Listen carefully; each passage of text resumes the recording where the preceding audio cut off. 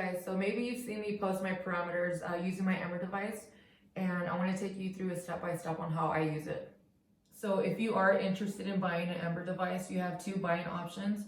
You have the Sport and the Sport Premium. So all you have to do is head to Cercacor.com. So once you're on the Cercacor website, you go to products, you select Ember, and then you go all the way down to buy your Ember today, and it'll take you to the page where whatever models you want to purchase. So the Ember device that I have is a Sport Premium, and it actually does come with 10 parameters. And the first one and the main one is hemoglobin.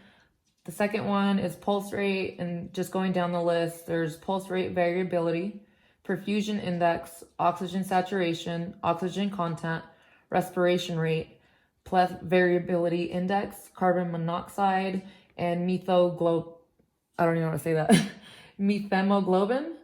And yeah. Once you receive your Ember device through the mail, you can actually go ahead and download the app on your smartphone.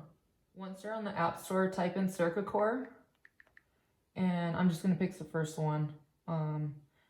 Downloading it, gonna let that load, gonna open it. It's gonna take me to these pages, so just allow on everything. Okay.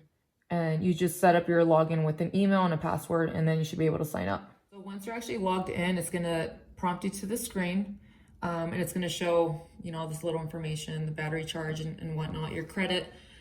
So once I'm ready, I actually get my Ember, and I actually use my non-dominant hand and my ring finger, and I can actually start a reading of the parameters. Now I'm just letting Ember do its job. So it's gonna take me to a screen in a little bit, and it's gonna ask me what current activity I'm doing. So it's very important that you're actually sitting still and not talking. I mean, I'm only talking for the video, but yeah, so let's pick an activity. So you have these options, workout in between sets, post. We're gonna choose resting. And one by one, my parameters are gonna start showing up. So hemoglobin is one that I like to pay attention to.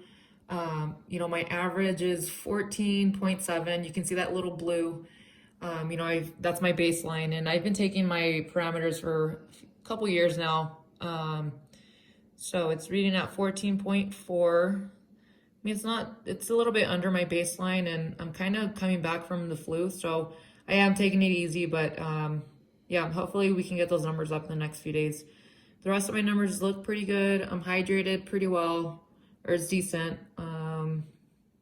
Yeah, I think the numbers are looking fine. So once I actually capture my reading, you're actually gonna press on the right top corner, and then it's gonna actually save all the information, and I can go back on my history, and I can literally go back yesterday. I can go back 2 years ago if I wanted to. So all my information is recorded on here, and I actually do take record of it, or I try to at least, a few times a day if I can, but most importantly, I do like to do it after workouts, and the day after a workout, just to see how my body is recovering. Another feature that I like is a seasonal graph, and I've been actually taking my numbers since 2016, so you can actually see my hemoglobin throughout the seasons. The winter, my hemoglobin's a little bit higher, but I can actually switch it up and pick, my pulse rate. Let's go to pulse rate. And it will actually give me my averages, through the seasons. Another feature is the trend graph.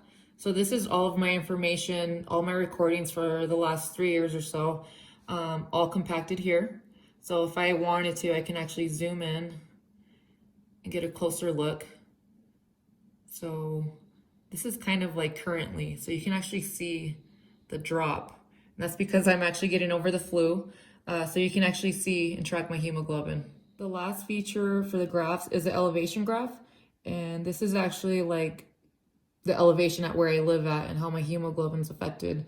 So I can actually go back and see my numbers. So I do live at 2,100 meters. And right now it's low. So we're gonna take care of that really soon.